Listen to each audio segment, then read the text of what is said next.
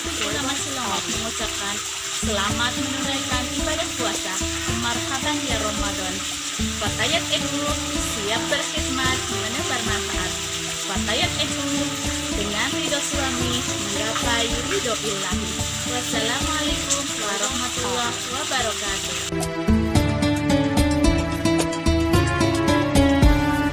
Bismillahirrahmanirrahim. Assalamualaikum warahmatullahi wabarakatuh. Alhamdulillahirabbil alamin. Wabihi nasta'in ala umurid dunya waddin. Assalatu wassalamu ala asyrafil anbiya'i wal mursalin wa ala alihi wa ashabihi ajma'in. Bismillahirrahmanirrahim. Rabbi shrah li sadri wa yassir li amri wahlul 'uqdatam min lisani yafqahu qawli, amma ba'du. Alhamdulillah, syukur kehadirat Allah Subhanahu wa taala. Pada kesempatan kali ini kita kembali berwajah berwujuh dalam acara kajian Safinatun Najah Fatayat PACNU Cilongok dalam keadaan sehat walafiat, tidak kurang suatu apapun juga.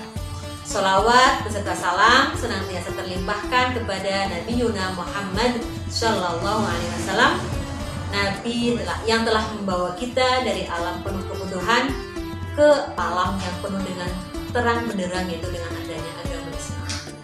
Sahabat Fatayat yang dirahmati oleh Allah, pada kali ini kita kembali ke acara kajian kitab Safinatun Najah pada bulan Ramadan ini. Adapun fasal yang akan kita bahas adalah tentang fasal tumaninah. Oke, sebelum kita lanjut untuk membaca dan mempelajari fasal tentang tumaninah, terlebih dahulu kita hadiahkan Al-Fatihah kepada mu'allif hadzal kitab. Al-Fatihah.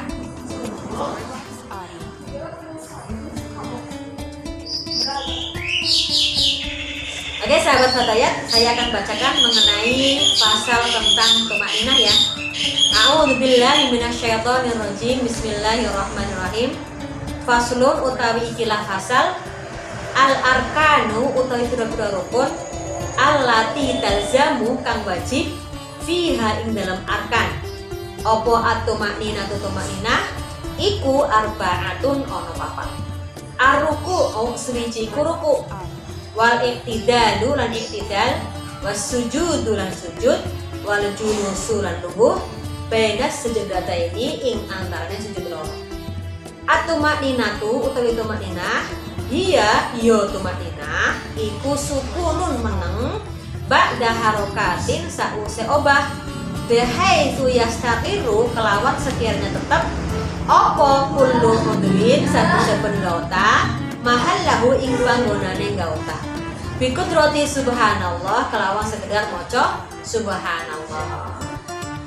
Sahabat Fatayat, pasal ini menerangkan tentang beberapa rukun sholat yang harus disertai dengan tumaninah atau berhenti sejenak mau sekedar membaca kalimat tasbih. Ada 4 tempat ya. Yang pertama adalah ketika kita ruku.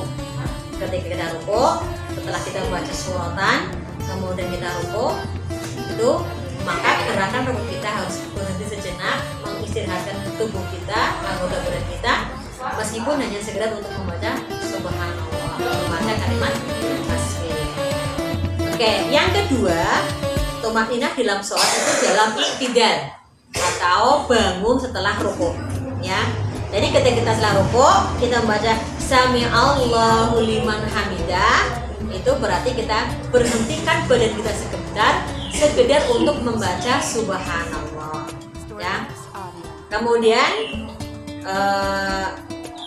yang ketiga adalah ketika sujud.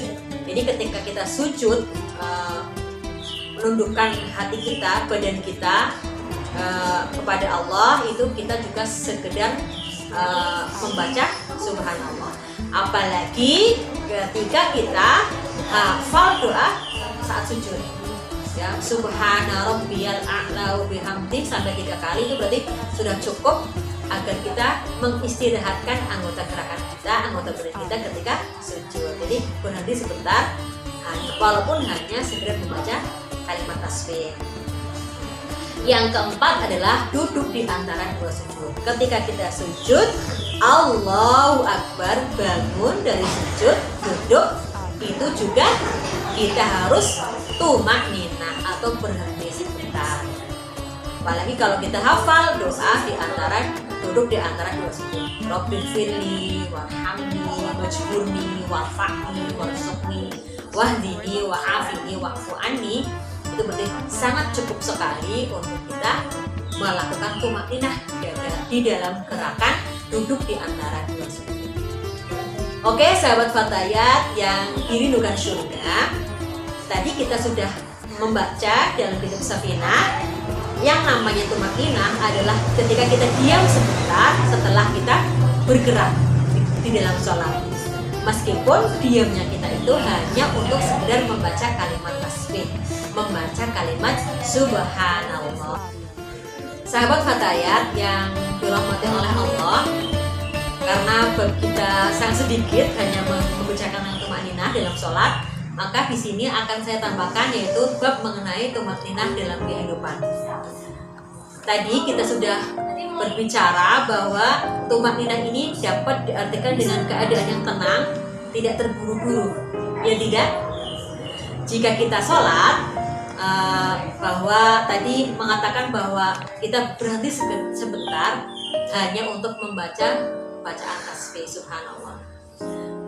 Tapi dalam kondisi tumakninah ini kita melihat adanya sisi ketenangan, adanya sisi keheningan, ada suatu ketenangan yang memang sangat dibutuhkan oleh manusia. Apalagi di masa-masa ini, setiap kita manusia memang sangat dibutuhkan untuk berlaku sifat tenang, berlaku tidak tergesa-gesa dalam setiap segi kehidupan kita, bukan hanya dalam sholat saja. Padahal manusia berjaman sekarang ini ada berkegiatan yang membutuhkan semuanya perfect, membutuhkan semuanya agar sempurna. Tidak mau melihat bahwa bagaimana keadaan dirinya, keadaan jiwanya, keadaan tubuhnya yang memang harus mengistirahatkan sejenak di antara aktivitas-aktivitas manusia tersebut. Seperti halnya jika kita seorang ibu rumah tangga yang senantiasa disibukkan oleh pekerjaan kita sehari-hari, maka kita harus ada waktu sejenak untuk mengistirahatkan tubuh dan jiwa kita. Seorang pelukis jika ingin lukisannya bagus, maka ketika di tengah-tengah perjalanan melukisnya, dia harus membutuhkan istirahat sejenak. Apa komposisi warna yang kurang, bagaimana pewarnaannya yang bagus, bagaimana bentuk gambarnya yang bagus, itu perlu kita berhentikan sejenak ke segala kegiatan itu. Seorang guru ketika dia sibuk atau pusing dengan keadaan murid-muridnya, maka perlu berhenti sejenak untuk melakukan metode apa saja, memikirkan metode apa lagi yang harus dilakukan oleh seorang guru agar dia berhasil ketika mengajar.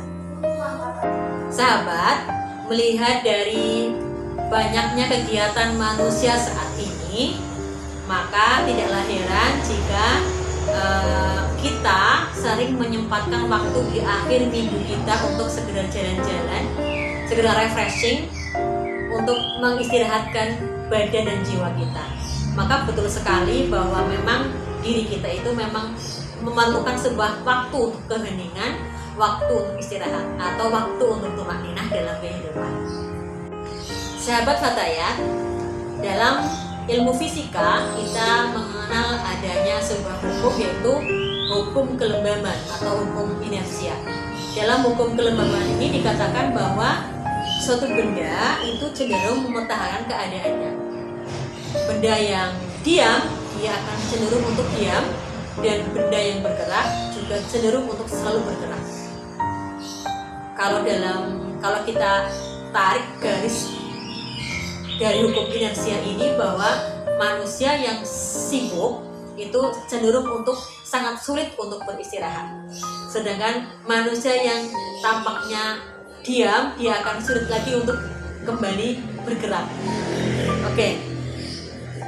Dalam situasi masa kini, bahwa orang yang akan sibuk ini memang mereka itu benar-benar tidak mau untuk beristirahat sama sekali.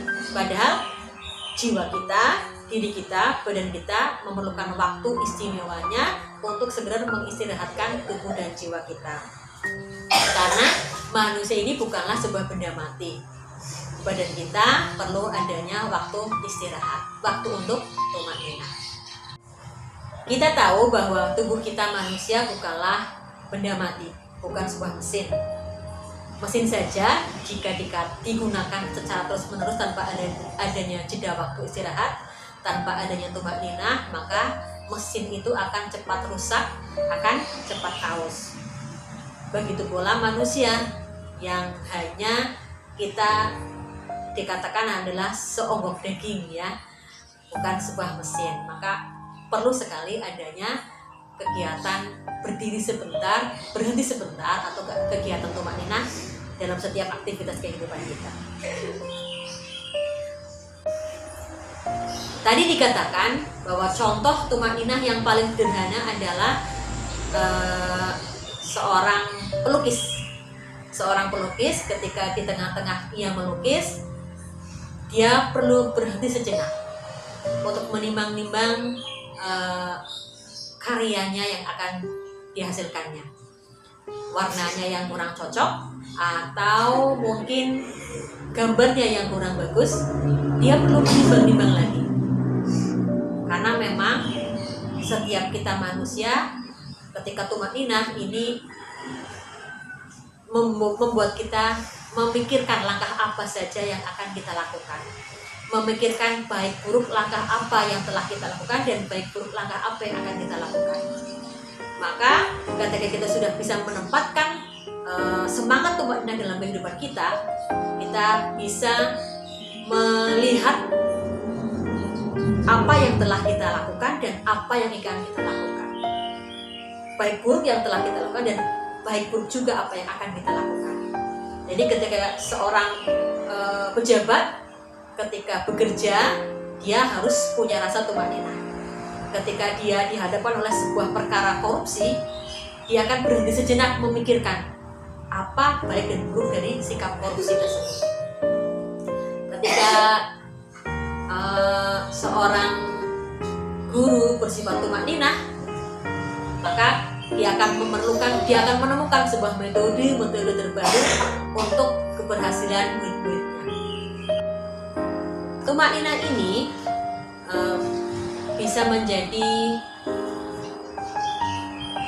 waktu atau tempat untuk berpikir seseorang, berpikir untuk melakukan yang terbaik bagi dirinya, bagi masyarakatnya, melakukan hal yang tidak merugikan oleh dirinya ataupun merugikan pada orang lain. Karena dengan tumaninah kita bisa berpikir mana nilai yang positif, mana nilai yang negatif, meredam hawa nafsunya yang mungkin nanti di suatu saat akan ia sesali di kemudian hari. Tumaninah ini berarti tenang, tidak tergesa-gesa, dan itu adalah sebuah pengendalian diri yang sangat penting. Tumaninah dapat kita latih dalam gerakan kita sholat. Maka seyogianya kita sahabat, kita selalu bersifat tumaninah dalam kehidupan kita sehari-hari agar kita senantiasa mendapatkan kesuksesan, mendapatkan ridho Allah untuk lahir dan batin kita dan dunia akhirat kita. Karena dengan tumaninah kita bisa menilai baik dan buruk perbuatan yang telah kita lakukan dan baik dan buruk perbuatan yang akan kita lakukan. Terima kasih sahabat Fatayat yang dirindukan surga atas perhatiannya. Semoga kajian ini dapat diambil manfaatnya. Jikapun kami dari Departemen Ekonomi PAC Fatayat Nahdlatul Ulama Cilongok banyak sekali kekurangannya, pastilah banyak sekali kekurangannya, maka dengan kerendahan hati kami mohon maaf yang sebesar-besarnya. Akhir kalam, wallahul muwaffiq ila aqwamit thoriq. Wassalamualaikum warahmatullahi wabarakatuh.